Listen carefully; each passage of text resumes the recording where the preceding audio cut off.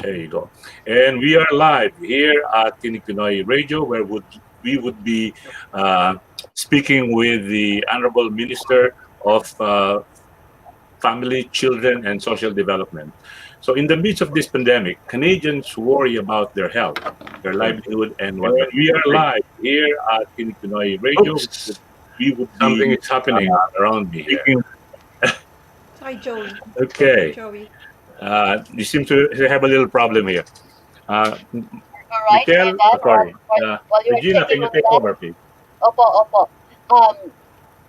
Mga katinig, welcome sa Tinig Pinoy Radio. This is our very special edition here at Tinig Pinoy Radio with the Honorable Minister Ahmed Hussen. He is the Minister of Family, Children, and Social Development here in Canada. We are here to talk with the Minister, including with us are some of our media friends across Canada. We have Marie Pacheco from BC, and we have Joseph Salvador from Greater Toronto area. We have DG Michelle here with us in Ottawa, as well as we have for now, and we will have other media joining us here at Tinig Pinoy. Welcome to Tinig Pinoy, Minister. We also have Lee Iron from Durham, Ontario. The last time I saw the minister was the Philippine Independence at Parliament Hill.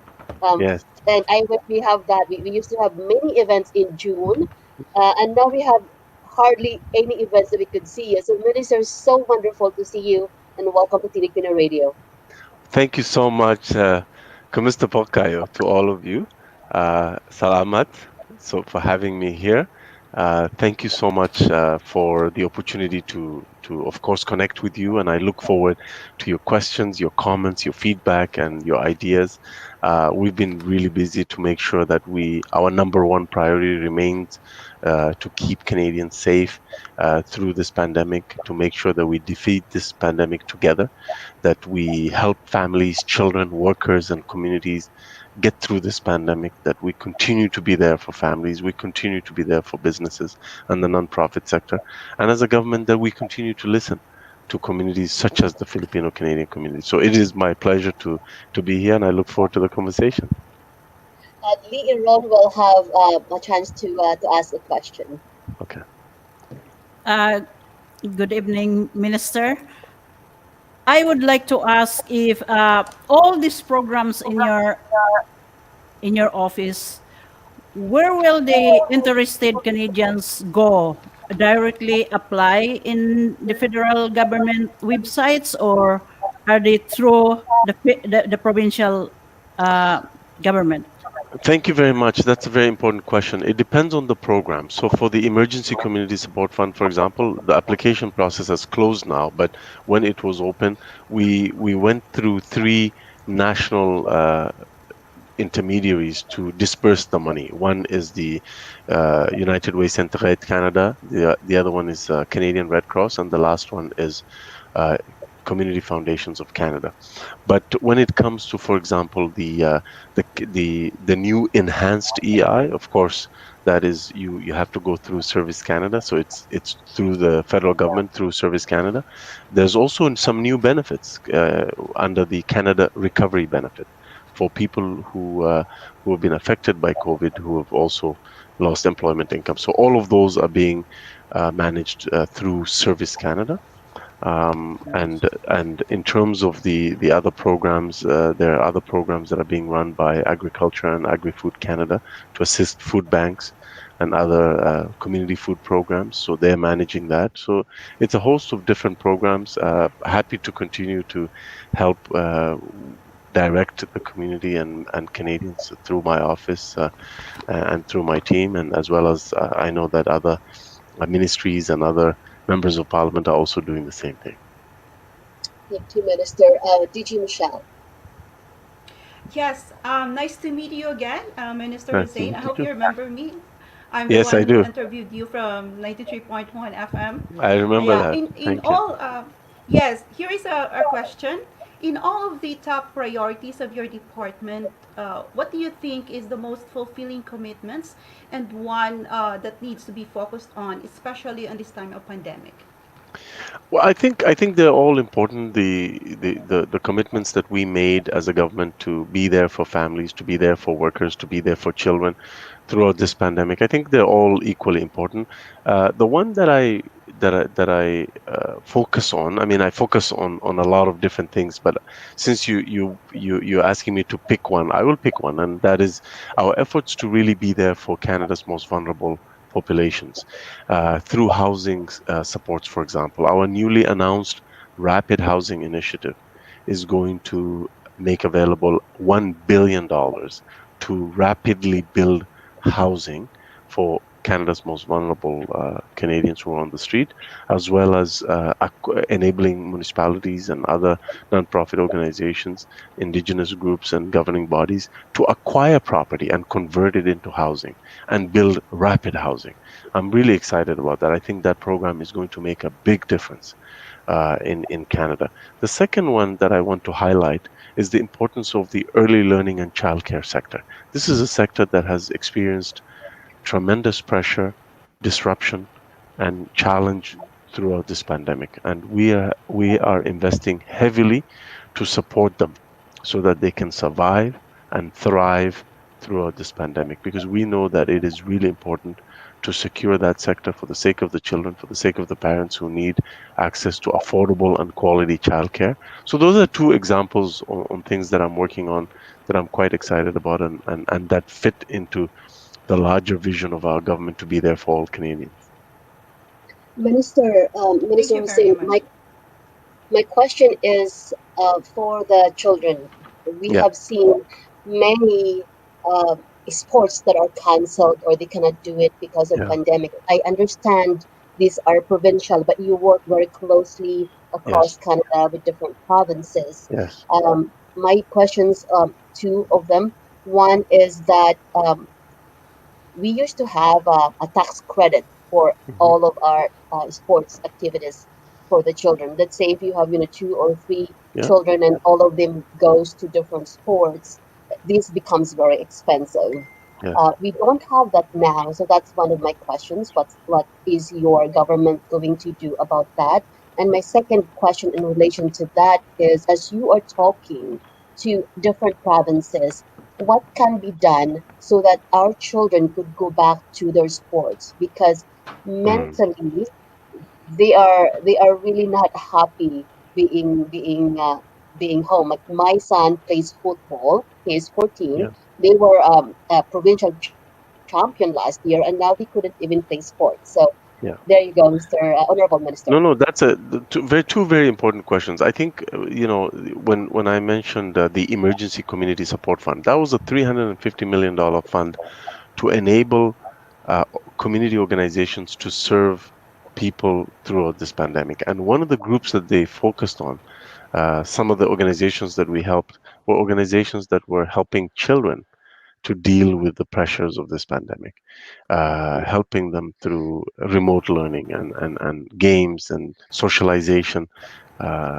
opportunities and so on. So we have to do what we can to help them utilize the technology. However, I think bringing them together and in large gatherings is something that that has to be um, agreed to by the public health advice. Right now, because of the increase in cases, because of the fact that we're in the second wave, there's a limitation on gatherings, large gatherings like that. And so, as much as we would like kids to come together again and play together and have programs, their health is more important. And it's I know it's tough. I know it's not easy.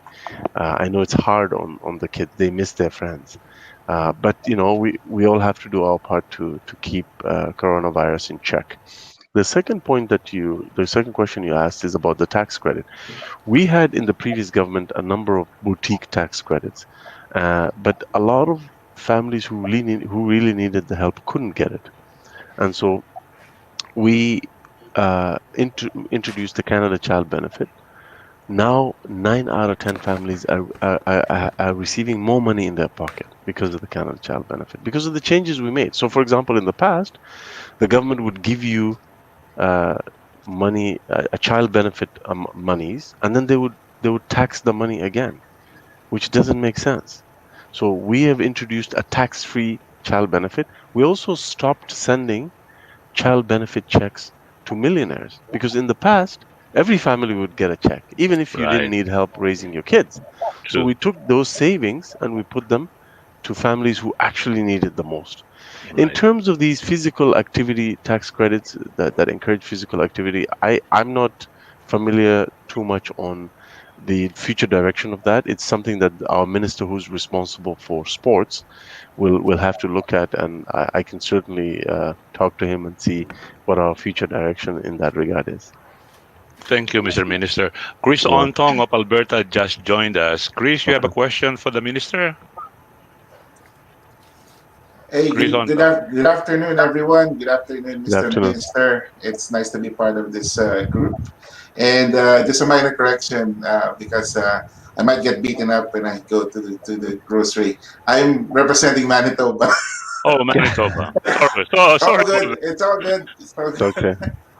Mr. Minister, my question is more about there's an observed trend. I'm pretty sure it's in other provinces. This might also be true that a lot of the immigrants are applying here in Canada, and they are being evaluated based on their professional experience, their employment background. But then once they settle in their preferred province, Yeah.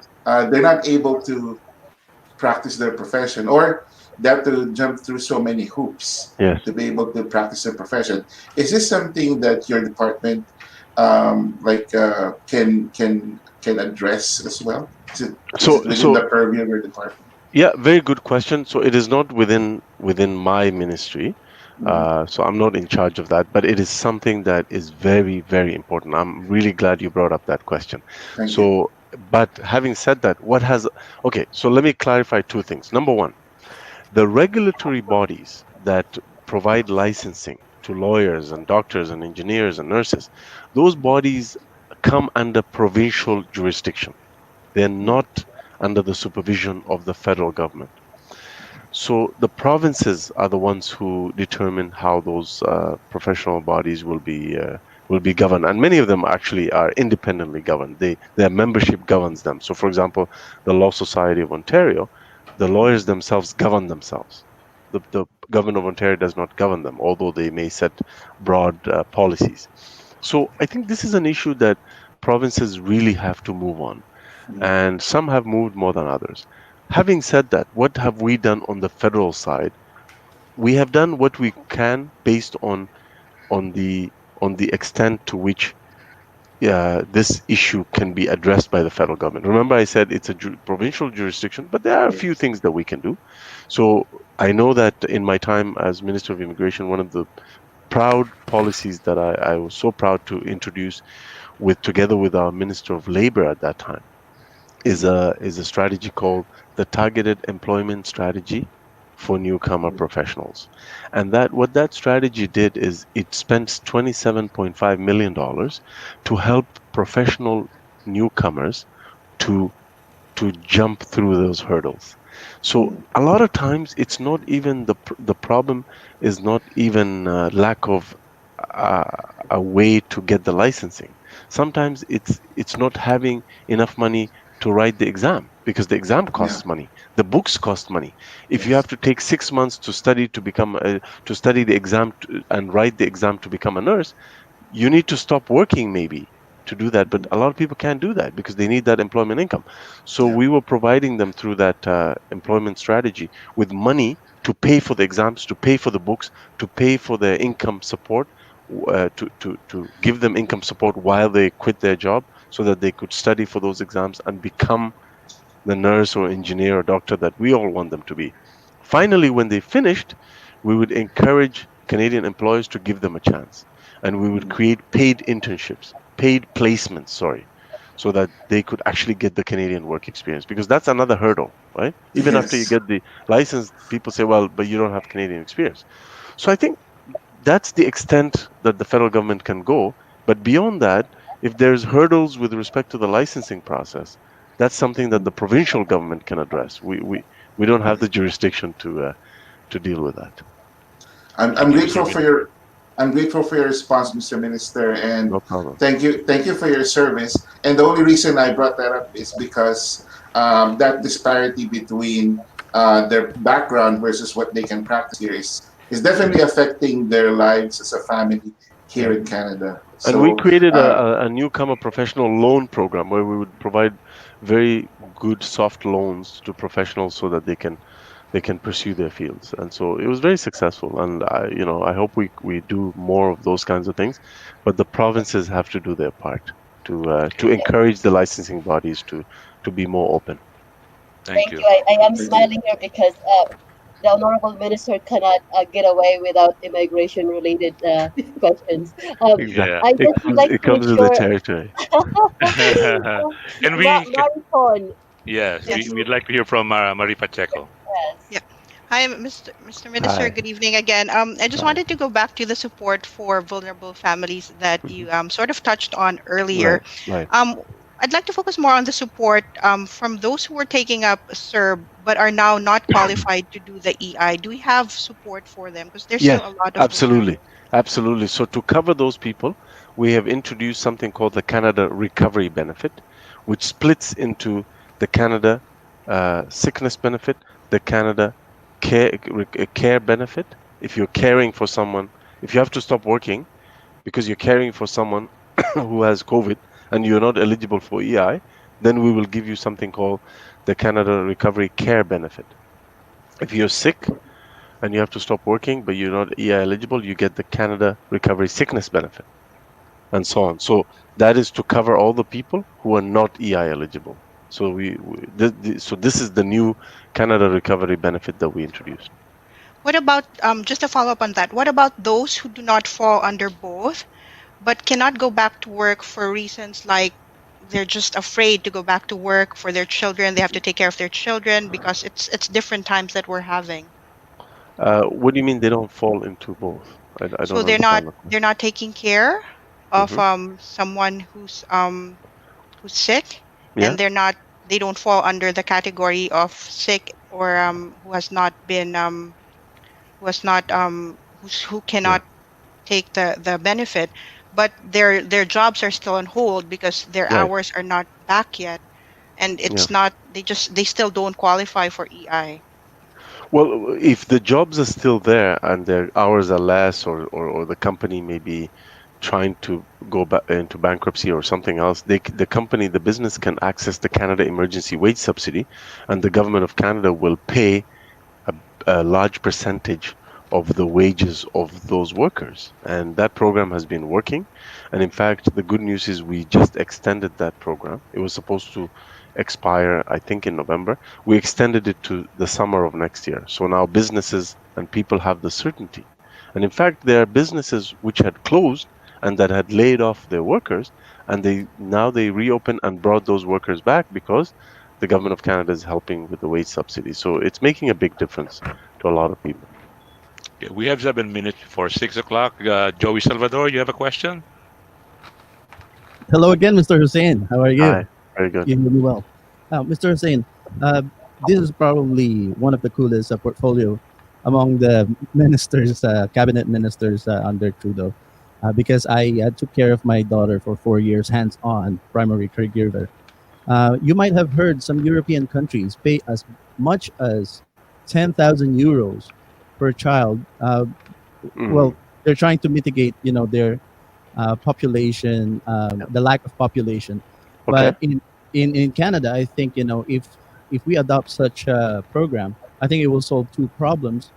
One is our problem right now with the parent-grandparent program with the Okay. reunification. We're having a little bit of problem with that because we only have 10,000 spots per year Mhm. when there's no 100,000 applying. And the other one is the early childhood learning facilities, because Yes. according to the Canadian developmental psychologist who wrote Yes. the book Hold On to Your Kids, the longer the kids stay with their parents, and Yeah. countries that send their kids to school above 6 years old are actually Yeah. healthier kids and more advanced. What do you Interesting. think of that? Well, look, we're always a government that's guided by evidence and science, and I'd like to see that study. I haven't really been exposed to that particular study. On the issue of providing supports to families for the cost of raising children, the Canada Child Benefit is a huge game changer. I mean, if there's it's an income tested system, and so but for some families, if you're a, a single parent who's making $40,000 a year, and you have a child or actually, if you have two children and you're making $40,000 a year, and you're a single parent, you could get as much as $15,000 tax-free from the Canada Child Benefit for the two kids. So you were talking about 10,000. We're talking about 15,000 for some families, but less for others. Less for others. So it really depends, and I think that's a better system. Instead of sending money to every family, even though, and that's what the previous government used to do. They used to send money to millionaire families who did not need help with raising their kids. And so what we've done is we've stopped doing that. We've taken that money and reinvested it and redirected it to families who actually need the help. And if you look at, just before the pandemic, there was a study, there was the Statistics Canada numbers that came out that showed that our programs were making a difference in removing children out of poverty, and generally from our other economic measures, that we had removed 1,065,000 Canadians out of poverty between 2015 to 2018 in 3 years. And we were ahead of our schedule. We were supposed to, reduce poverty by a smaller amount by then, but it was actually higher. And we were on a very good track, but then COVID happened, and now we have to, of course, reassess all of those numbers and see how we can get Canadians back on track. Sorry, Mr. Hussein. I think what the European program was actually around enough for one parent to stay home. It's not 10,000 a year. It's the subsidy is enough for one parent to stay home while one parent go to work. So I think it might be 10,000 a month actually. Okay. Oh, interesting. I wasn't aware of that. There's a question on the chat. Someone is saying, sadly, nonprofits do not have access to assistance. United Way is registered charity. Nonprofits are excluded. You're absolutely right. But then we also gave money to Canadian Red Cross to distribute money, and that channel was for nonprofits who could not get access to United Way. So we created different intermediaries for different organizations. So the charities went to United Way. For nonprofits, we told them to go to Canadian Red Cross, who disbursed money for nonprofits. Okay, well, one more question, hopefully from Lee Iron and hopefully from Michelle. Lee? Okay. Minister, I would just like to clarify about home ownership, in which you said that 10% the government will give for the down payment, and they become co-owners. Well, not co-owners, but like what I mean is the government will have, I used the wrong word. It's not co-owners. Basically, they will have a portion of the house. They will have an ownership stake in a portion of the house, and so when you end up selling the house, the government will have its share. But let me give a real life example. So let's say there's an individual who wants to buy a home for $500,000. The government of Canada will provide up to $50,000 in the form of a down payment to enable that family to get into the market. So maybe they only have 5% or something, and the government will kick in another 10%. So it does a couple of things. It enables people to get into the market. It also lowers the mortgage payments because you don't have 5% anymore. You have 15% paid off, right? So or 20%. So but it's only for first-time home buyers. But we also recognize, as I said, Greater Toronto Area, Greater Vancouver Area, and Victoria. Those markets, $500,000 is not enough. So we propose that we will increase the amount eligible for the 10% to raise that amount for those markets only, and so that means that we will raise it to up to $789,000, which means we will pay 10% of homes for up to homes that are worth $789,000. Anything beyond that is not part of the program. But so that increase for those three markets, uh, we haven't done that yet, but we will do that. It's our promise, and we'll keep that promise. Thank you, Minister. I think we have room for one more question. Thank you. Yes. Hello again, Minister. Yes, my Hello. question is, as you can see, there's a lot of concerns here that our media is asking, and not only that, from the Filipino-Canadian. And in behalf of all the Filipinos in Canada, we are almost 1 million here. The populations of the Philippines in Yes. Canada is almost 1 Yes. million. And but we don't have any representations from the community which is in the position. How can the government assures or make sure that our concerns are given the proper attention?